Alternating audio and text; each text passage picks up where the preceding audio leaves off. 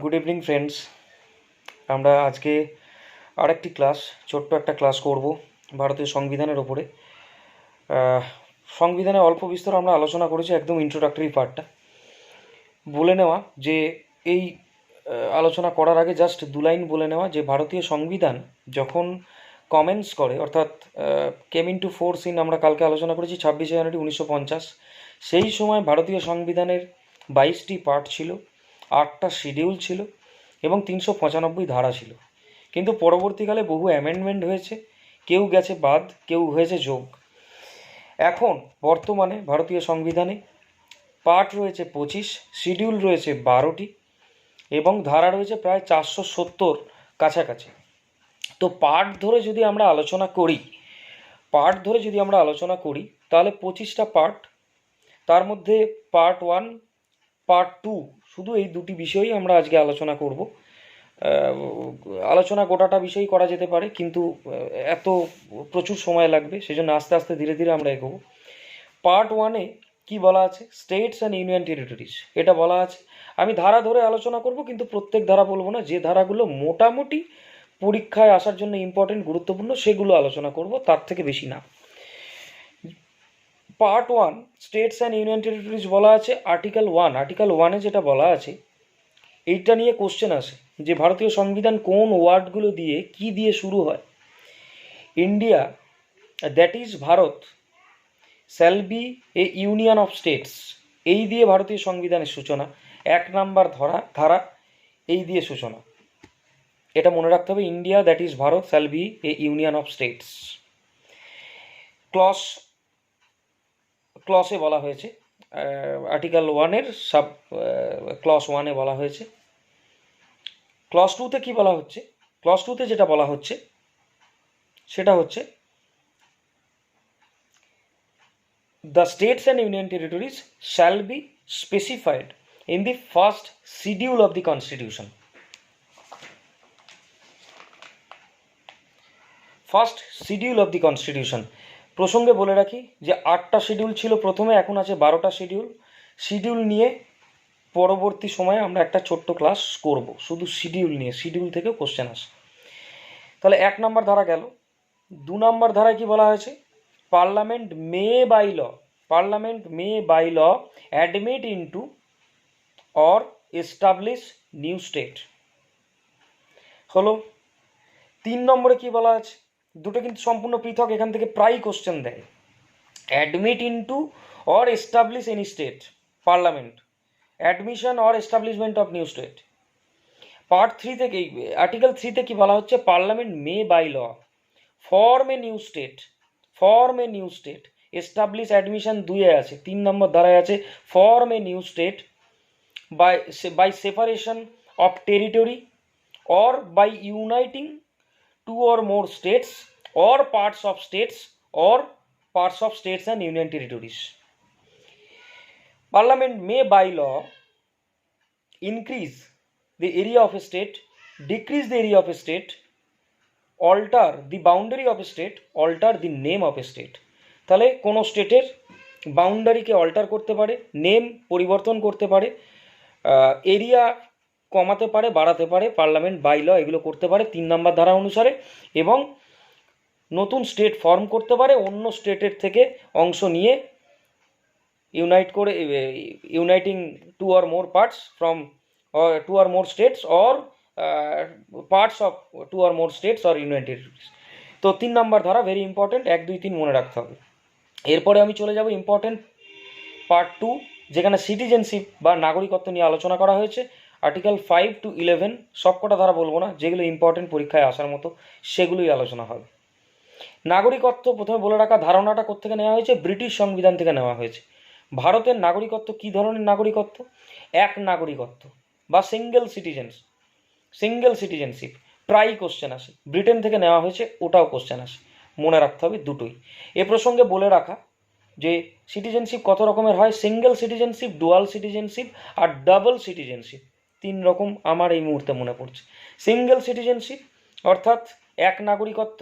Dual সিটিজেনশিপটা বলে নিই। Dual citizenship মানে একই সঙ্গে দুটি দেশের নাগরিকত্ব আছে। ধরে নিলাম ভারতীয় নাগরিক, কিন্তু পোল্যান্ডের নাগরিকত্ব পেয়েছে, তাহলে তাকে বলবো আমরা ডুয়াল সিটিজেনশিপ।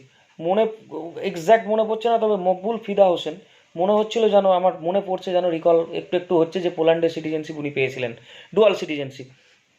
ডাবল সিটিজেনশিপ মার্কিন যুক্তরাষ্ট্রের ক্ষেত্রে না, আরও অনেক হয়তো থাকতে পারে। মার্কিন যুক্তরাষ্ট্র এক্সাম্পল, যে কোনো একজন নাগরিক কোনো একটি স্টেটের, যে স্টেটে থাকেন সেই স্টেটেরও নাগরিক, সঙ্গে মার্কিন যুক্তরাষ্ট্রেরও নাগরিক। ধরে নেওয়া যায় যে মার্কিন যুক্তরাষ্ট্রের পেনসিলভেনিয়ায় যদি তিনি নাগরিক হন, তাহলে তিনি সিটিজেন অফ পেনসিলভেনিয়া, একই সঙ্গে সিটিজেন অফ মার্কিন যুক্তরাষ্ট্র বা ইউএসএ। এটাকে বলছে ডাবল সিটিজেনশিপ। আমাদের ভারতে কি আছে? সিঙ্গেল সিটিজেনশিপ, এক নাগরিকত্ব, আমাদের একটাই পরিচয়, ভারতীয়, ইন্ডিয়ান। কালকে আমরা কি পড়েছিলাম? যে সেকুলার, ধর্মনিরপেক্ষ। আজকে কি পড়ছি? একই পরিচয় আমাদের, ইন্ডিয়ান, ভারতীয়। তাই সব কিছু ভুলে আমরা ভারতীয়, ভারতবাসী, এটাই মনে রাখা। আর্টিকেলে যাই, সিটিজেনশিপ অ্যাক্টে চলে যাই। সিটিজেনশিপ অ্যাক্ট 1955-এ পাস হয়। 1955-এ সিটিজেনশিপ অ্যাক্ট পাস হয়। পরবর্তীকালে অনেকবার অ্যামেন্ড হয়েছে। কোন কোন সালে অ্যামেন্ড হয়েছে? 1986-তে ফার্স্ট টাইম অ্যামেন্ড হয়েছে বা সংশোধিত হয়েছে। কোশ্চেন আসে। এছাড়া আমার যতদূর মনে পড়ছে 1992, 2002 বা 3, 1992, 2005, 2015, 2019, এই সময়ে সিটিজেনশিপ অ্যাক্ট পরিবর্তন হয়েছে। সিটিজেনশিপ অ্যাক্ট ধরে বলবো, আর্টিকেল ধরেও বলবো। সিটিজেনশিপ অ্যাক্ট ধরে, আচ্ছা আর্টিকেলটা বলে নিই। 5 নম্বর আর্টিকেল, আর্টিকেল 5-এ কি বলা আছে? Citizenship at the commencement of the constitution. Commencement of the constitution প্রায়ই আসছে 1950, 26শে জানুয়ারি। আমি কালকের জিনিসটা আরেকবার মনে করাই, যে ইট ওয়াজ অ্যাডপ্টেড কোন ডেটে? 26শে নভেম্বর 1949, যেটা আমরা প্রিয়াম্বেলে পড়েছিলাম। আর came into force, commencement from 26শে জানুয়ারি 1950। দুটো আলাদা প্রশ্ন, প্রায় পরীক্ষায় আসে, মাথায় রাখতে হবে, গুলিয়ে যেতে পারে অনেক সময়। তো আমি চলে যাই 5 নম্বর ধারা, আর্টিকেল 5-এ, যেটা বলছে যে citizenship can be gained by, কীভাবে সিটিজেনশিপ পাওয়া যাবে সেখানে কিছুটা আলোচনা হয়েছে।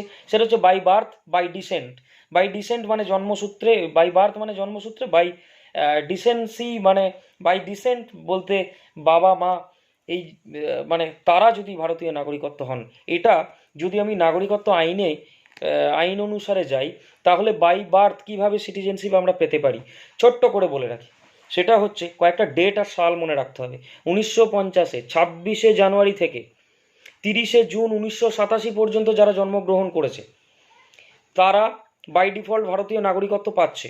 1 জুলাই 1987 এই সময় থেকে 2রা ডিসেম্বর 2004 পর্যন্ত এই সময়ে যারা জন্মগ্রহণ করেছে, তাদের parents, one of the parents, অর্থাৎ বাবা মায়ের কেউ একজন ভারতীয় নাগরিক হলে সে ভারতীয় নাগরিকত্ব পাবে।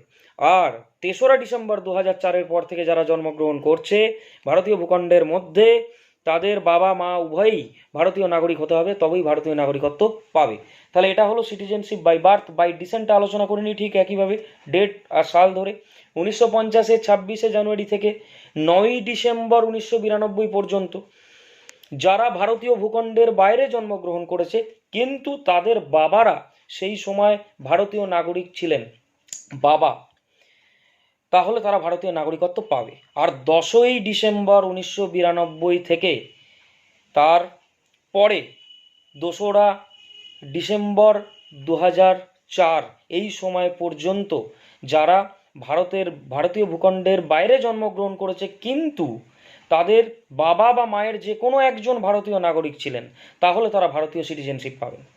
আর 3রা ডিসেম্বর 2004 বা তারপরে যারা ভারতীয় ভূখণ্ডের বাইরে জন্মগ্রহণ করেছেন, তাদের ক্ষেত্রে কিন্তু ভারতীয় সিটিজেনশিপ পাওয়া যাবে না, except his or her father or mother is on a diplomatic mission.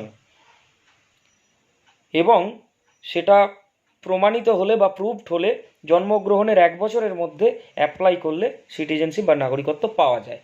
এটা গেল 5-এর কথা। 6-এ আসি, রেজিস্ট্রেশনের কিছুটা বলা আছে। রেজিস্ট্রেশনের কথা কিছুটা বলা আছে, যে বাই রেজিস্ট্রেশন কী করে সিটিজেনশিপ পাওয়া যায়। একটা ডেট এখানেও মনে রাখতে হবে, 1948 সালের 19শে জুলাই এর আগে পাকিস্তান থেকে যারা ভারতীয় ভূখণ্ডে প্রবেশ করেছে, তারা অর্ডিনারিলি রেসিডেন্ট হিসাবে ভারতীয় নাগরিকত্ব পাবে। ক্লজ 2-তে বলা আছে যে 19শে জুলাই 1948 এবং তারপর থেকে যারা পাকিস্তান থেকে ভারতীয় ভূখণ্ডে প্রবেশ করেছে তাদের অ্যাপ্লিকেশন করে থ্রু প্রপার চ্যানেলে অ্যাপ্লিকেশন করতে হবে এবং ভারতীয় গভর্নমেন্টের কাছ থেকে বাই রেজিস্ট্রেশন সিটিজেনশিপ নিতে হবে। 7 নম্বর আর্টিকেল যাই, আর্টিকেল 7। আর্টিকেল 7-এ যেটা বলা আছে সেটা হচ্ছে যে 1 মার্চ 1947 এর পরে ভারত থেকে যারা মাইগ্রেটেড হয়ে গেছে পাকিস্তান ভূখণ্ডে, ভারতীয় ভূখণ্ড থেকে পাকিস্তান ভূখণ্ডে মাইগ্রেটেড হয়েছে, তাদের ক্ষেত্রে কিন্তু তারা ভারতীয় নাগরিক বলে পরিগণিত হবেন না। 7 নম্বর। 8 নম্বরে খুব শর্টে বলে রাখা 8 নম্বর আর্টিকেলে বলা আছে যে citizens residing outside India but by birth Indian will be known as Indian citizen. এর একটু এক্সপ্লেনেশন আছে কিন্তু এক কথাই এটাই। 9 article 9 very important, citizen who voluntarily acquiring citizenship of another country will lose Indian citizenship। অর্থাৎ ইচ্ছাকৃতভাবে অন্য দেশের সিটিজেনশিপ বা নাগরিকত্ব গ্রহণ করলে ভারতীয় নাগরিকত্ব থাকবে না। Very important. আর একটা 11, এই নাগরিকত্ব সংক্রান্ত কোনো পরিবর্তন করতে গেলে পার্লামেন্ট সিম্পল মেজরিটিতে অ্যামেন্ড করতে পারে নাগরিকত্ব আইনের বা নাগরিকত্বের যে সমস্ত আইন রয়েছে সেটার পার্লামেন্টকে ক্ষমতা দেওয়া হয়েছে। এটা 11 নম্বর ধারা অনুসারে পার্লামেন্ট বা সংসদ করতে পারে। এইবার অ্যাক্টের কথা আরেকটু চলে যাই, যে সিটিজেনশিপ আমরা দেখলাম যে পাওয়াকে by birth, by descent, by registration. By রেজিস্ট্রেশনে আরও পদ্ধতি আছে। কোনো বিদেশি যদি ভারতীয় কারোর সঙ্গে বিবাহ করে তাহলে বাই রেজিস্ট্রেশন তাকে আবার সিটিজেনশিপ দেওয়া যেতে পারে। এরকম আরও কয়েকটি ক্লজ রয়েছে। আর বাই ন্যাচারালাইজেশন হতে পারে কোনো বিদেশি যদি 12 বছর টানা ভারতীয় ভূখণ্ডে বসবাস করেন তাহলে তাকে বাই ন্যাচারালাইজেশন ভারতীয় সিটিজেনশিপ বা নাগরিকত্ব দেওয়া যায়। আর একটা হতে পারে বাই ইনকর্পোরেশন অফ টেরিটরি, কোনো ভারতের বাইরের কোনো ভূখণ্ড বা অংশ যদি ভারতের সঙ্গে যুক্ত হয়ে যায় তাহলে সেই জায়গাকার নাগরিক ভারতীয় নাগরিকত্ব পাবে। হয়ে গেল। নাগরিকত্ব কিভাবে লুজ করতে পারে সিটিজেনরা? First, by renunciation. যদি কোনো সিটিজেন তার ইচ্ছাকৃতভাবে তার সিটিজেনশিপ ত্যাগ করে বা নাগরিকত্ব ত্যাগ করে, একটা ডিক্লারেশন দিয়ে যে আমি ডিক্লারেশন দিচ্ছি আই অ্যাম রিনাউন্সিং ইন্ডিয়ান সিটিজেনশিপ, তাহলে তার ইন্ডিয়ান সিটিজেনশিপ থাকবে না। ফার্স্ট। সেকেন্ড, রিনাউন্সিয়েশন হয়ে গেল। টার্মিনেশন কি? টার্মিনেশন যদি ভলান্টারিলি, যেটা 9 নম্বর ধারায় আলোচনা করা হলো যে voluntarily acquiring citizenship of another country you will lose Indian citizenship. Third, deprivation. এই তিনটে, রিনাউন্সিয়েশন, টার্মিনেশন অ্যান্ড ডেপ্রিভেশন, এই তিনটে ভাবে লুজ করতে পারে ইন্ডিয়ান সিটিজেনশিপ, যেটা সিটিজেনশিপ অ্যাক্টে বলা হয়েছে। 3 নম্বর deprivation, citizenship acquired by fraud ভাবে নিয়েছে, বা যখন ভারতের সঙ্গে কোনো দেশ যুদ্ধে জড়িয়ে আছে সেই দেশের সঙ্গে ট্রেড প্র্যাকটিস করছে, তাহলে এই সমস্ত কারণে সিটিজেনশিপ চলে যেতে পারে। এইটা ছিল আজকের ছোট্ট আলোচনা, দুটো পার্ট নিয়ে। অবশ্যই আপনারা লাইক করুন, শেয়ার করুন। আবার আপনাদের জন্য পরবর্তী ভিডিও নিয়ে আসছি। আমফান। সাবধানে থাকবেন, বাইরে বেরোবেন না। Good night.